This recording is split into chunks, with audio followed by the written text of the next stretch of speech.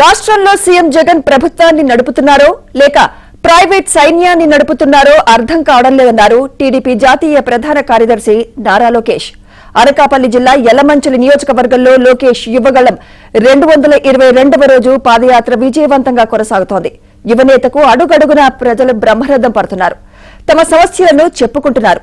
అధికారంలోకి వచ్చిన వెంటనే అన్ని సమస్యలను పరిష్కరిస్తామని లోకేష్ ప్రజలకు హామీ ఇస్తూ ముందుకు సాగుతున్నారు.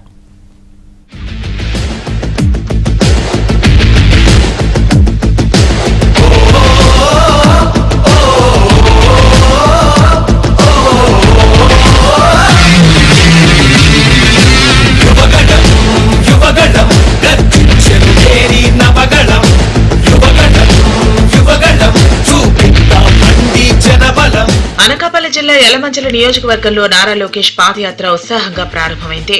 గురువారం నాటికి 222వ రోజుకు యువగళం పాదయాత్ర చేరుకుంది. Line Kothuru SP convention camp site నుంచి పాదయాత్ర ప్రారంభం అవగా యువనేతకు అడుగడుగున జనం నీరాజనం పట్టారు. టీడీపీ జనసేన నేతలు కార్యకర్తలు పాల్గొన్నారు. లైన్ కొత్తూరులో రోడ్డు మార్గంలో అంగన్వాడీ కార్యకర్తలు హెల్పర్స్ 3వ రోజు సమ్మె చేస్తున్న దీక్ష శిబిరాన్ని సందర్శించారు. వారి పోరాటానికి సంఘీభావం తెలిపారు. టీడీపీ అధికారంలోకి వచ్చిన వెంటనే సమస్యలు పరిష్కరిస్తామని లోకేష్ హామీ ఇచ్చారు. సీఎం జగన్ సర్కార్ తమ పట్ల అత్యంత కర్కశంగా వ్యవహరిస్తోందని అంగన్వాడీలు ఆవేదన వ్యక్తం చేశారు. డిమాండ్ల పరిష్కారం కోసం తాము సమ్మె చేస్తుంటే వాలంటీర్లతో అంగన్వాడీ సెంటర్ల తలుపులు బద్దలు కొట్టి స్వాధీనం చేసుకున్నారని చెప్పారు. తమపై తప్పుడు కేసులు నమోదు చేశారని లోకేష్ దృష్టికి తీసుకొచ్చారు. టీడీపీ జనసేన నేతృత్వంలోని ప్రభుత్వం అధికారంలోకి వచ్చిన వెంటనే అంగన్వాడీలపై వైసీపీ ప్రభుత్వం నిరంకుశంగా పెట్టిన అక్రమ కేసులను ఎత్తేస్తామని లోకేష్ హామీ ఇచ్చారు. ఈ రోజు ఈ ప్రభుత్వం ఇట్లా మిమ్మల్ని వేధిస్తాం, బలవంతం ఓపెన్ చేస్తాం, ధర్నా కూర్చుంటే కేసులు పెడతాం, చాలా చాలా బాధాకరం. అన్ని సమస్యలు ఒకేసారి పరిష్కారం అవు, కానీ 1, 2 అవసరం 10 సార్లు కూర్చుని మన సమస్యలు మనం పరిష్కరించుకోవాలి తప్ప ఇట్లా అందరూ రోడ్డెక్కే పరిస్థితి రాకుండా చూసుకోవాల్సిన బాధ్యత ప్రభుత్వాల పైన ఉన్నాయి. ఆనాడు పక్క రాష్ట్రాలతో పోటీ పడి ఉండేది మన వేతనాలు, కానీ గత 5 సంవత్సరాలు ఈ ప్రభుత్వం పెంచలేదు. నిత్యావసర సరుకుల ధరలన్నీ పెరిగినాయి, అన్ని ధరలు పెరిగినాయి. ఈ రోజు బతికే పరిస్థితులు లేకుండా పోయింది. తప్పనిసరిగా మీ డిమాండ్లు అనేది న్యాయపరమైన డిమాండ్లు, అది మన ప్రభుత్వం అధికారంలోకి వచ్చిన వెంటనే పరిష్కరిస్తామని సభాముఖంగా నేను హామీ ఇస్తున్నాను. రెండో విషయం తల్లి, మీ పైన కేసులు పెడతాం చాలా చాలా బాధాకరం. అదే నాకు స్టార్టింగ్ నాకు తెలుసమ్మా, ఎందుకంటే నేను ఇప్పటికీ 3, 4 సంఘ పెద్దలు వచ్చినా కలిశారు. పాదయాత్రలో గత 3 రోజులుగా నన్ను కలుస్తున్నారు. ఇట్లా కేసులు పెడుతున్నారు, నా దృష్టికి తీసుకొచ్చారు. ఓపిక పట్టుదల 3 నెలలు మన ప్రభుత్వం వస్తుంది, కేసులన్నీ ఎత్తేస్తాం, ఏం మర్యాద. ఓకేనా? యలమంచిలి నియోజకవర్గంలో వై జంక్షన్ వద్ద లోకేష్ భారీ కటౌట్ అందరినీ ఆకట్టుకుంది. డప్పు వాయిద్యాలతో లోకేష్ కు ఘన స్వాగతం పలికారు. చెరుకు గడలు పసుపు కొమ్మలతో గజమాల వేసి స్థానికులు తమ అభిమానం చాటుకున్నారు. యువగళం పాదయాత్రలో భారీ సంఖ్యలో టీడీపీ జనసేన శ్రేణులు పాల్గొన్నాయి.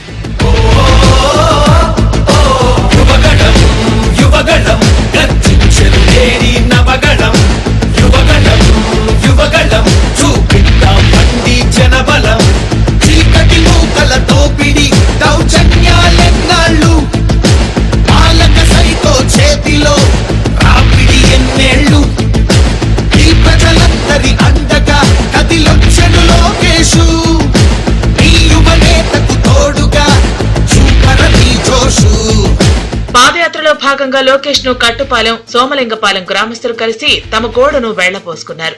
వైసీపీ అధికారంలోకి వచ్చాక తమ మున్సిపాలిటీలో వీధి లైట్లు లేవని లోకేష్ దృష్టికి తీసుకువెళ్లారు. మంచినీరు, మౌలిక సదుపాయాలు కూడా లేవని ఆవేదన వ్యక్తం చేశారు. జగన్మోహన్ రెడ్డి పరిపాలనలో స్థానిక సంస్థలు పూర్తిగా నిర్వీర్యం అయ్యాయని నారా లోకేష్ అన్నారు. స్థానిక సంస్థలకు కేంద్రం ఇచ్చిన నిధులను కూడా దొంగిలించిన దొంగ ప్రభుత్వం ఇది అని మండిపడ్డారు. టీడీపీ అధికారంలోకి వచ్చాక స్థానిక సంస్థలను బలోపేతం చేస్తామని చెప్పారు. తాగునీరు, రోడ్లు, డ్రైనేజీ లాంటి మౌలిక సదుపాయాలు ఏర్పాటు చేస్తామన్నారు లోకేష్.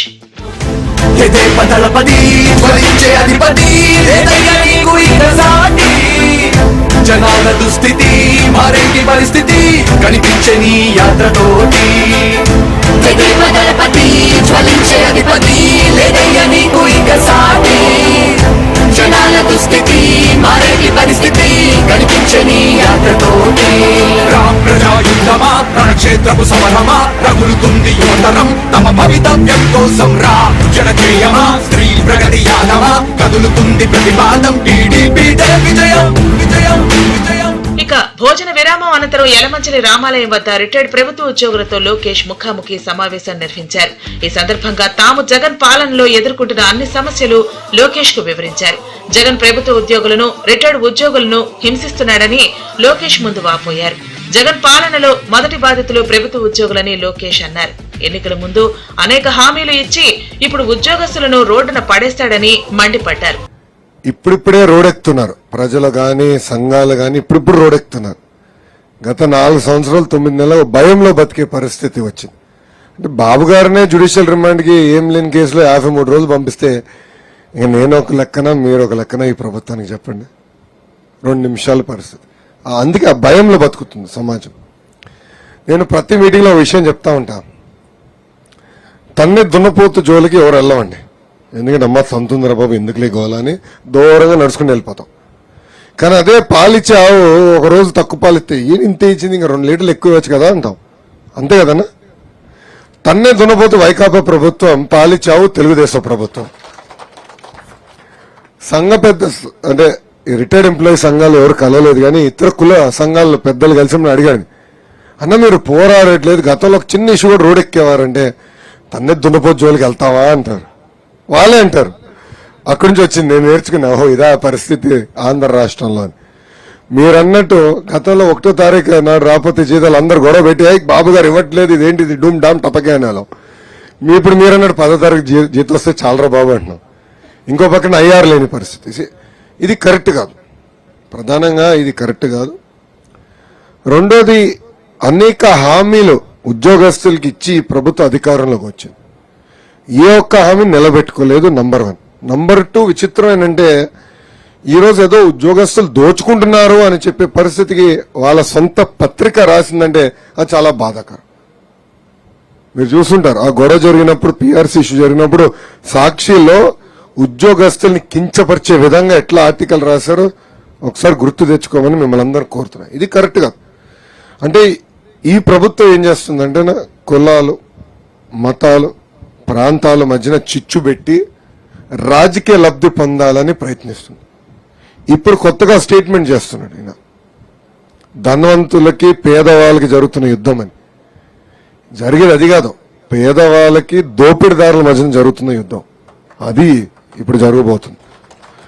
అడ్డగోలుగా దోచేస్తున్నారు. ఇసుకను దోచేస్తున్నారు, మద్యం దోచేస్తున్నారు, కరెంటు ఛార్జీలు 9 సార్లు పెంచి దోచేస్తున్నారు, ఆర్టీసీ ఛార్జీలు 3 సార్లు పెంచి దోచేస్తున్నారు.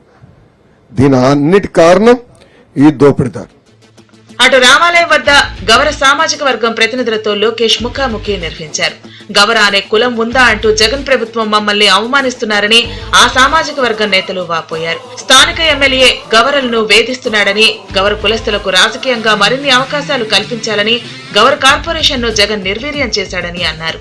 ఈ సందర్భంగా గవర అనగానే తనకు గుర్తొచ్చేది గౌరవం అని లోకేష్ అన్నారు. కష్టపడే తత్వం ఉన్నవారు గవర సోదరులని కొనియాడారు. టీడీపీ బీసీలకు ఆర్థిక, రాజకీయ స్వాతంత్ర్యం ఇచ్చిందని అన్నారు. టీడీపీ హయాంలో గవర సామాజిక వర్గానికి కార్పొరేషన్ ఏర్పాటు చేసిందని గుర్తు చేశారు. మనకి రాజకీయ ఆర్థిక స్వాతంత్రం వచ్చిందంటే దానికి కారణం విశ్వవిఖ్యాత నట సార్వభౌమ స్వర్గీయ నందమూరి తారక రామారావు గారు. ఇక్కడ చాలా మంది కుర్రోళ్ళు కూడా ఉన్నారు, వాళ్ళకి అన్నగారు పాలన ఏంటో కూడా తెలీదు. ఈ రోజు వేదిక పైన గౌరవ సోదరులు కూర్చున్నానికి, తెలుగుదేశం పార్టీ గౌరవ సోదరులు కూర్చున్నానికి ప్లేస్ సరిపోలేదంటే దానికి కారణం అన్న ఎన్టీఆర్. రాజకీయంగా పెద్ద ఎత్తున ప్రోత్సహించారు.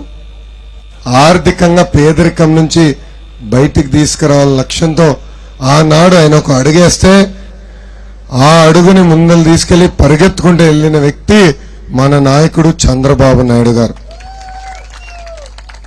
ఎమ్మెల్యే పదవులేమి, ఎంపీలేమి, అదేవిధంగా డిప్యూటీ మేయర్లేమి, చివరికి మొన్న టర్మ్లో ఏకంగా కార్పొరేషన్ కూడా ఏర్పాటు చేసిన నాయకుడు చంద్రబాబు నాయుడు గారు. ఒక్క అవకాశం అని దొంగోడి చేతిలో మళ్ళీ మన ఇంటి బీరువా తాళాలు పెడతామా అని.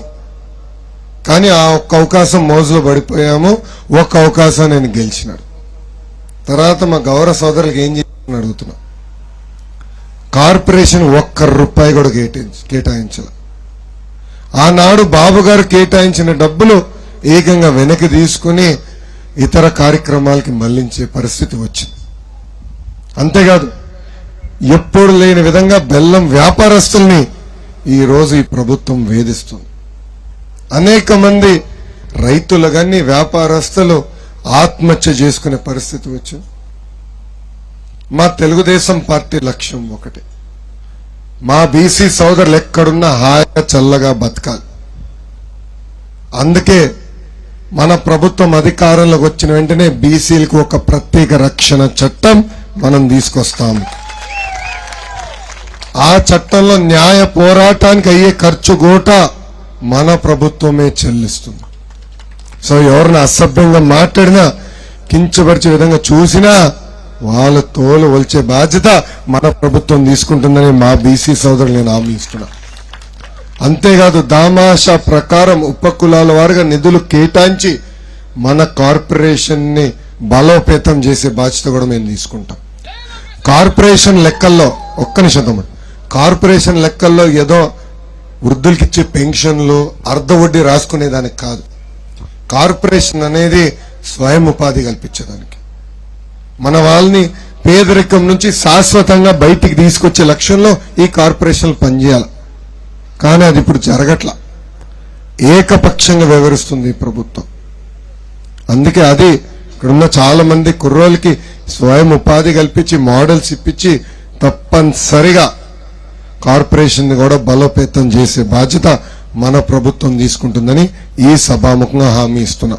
టీడీపీ జనసేన ప్రభుత్వం అధికారంలోకి వచ్చిన తర్వాత అన్ని సమస్యలు పరిష్కరిస్తామని లోకేష్ హామీ ఇచ్చారు.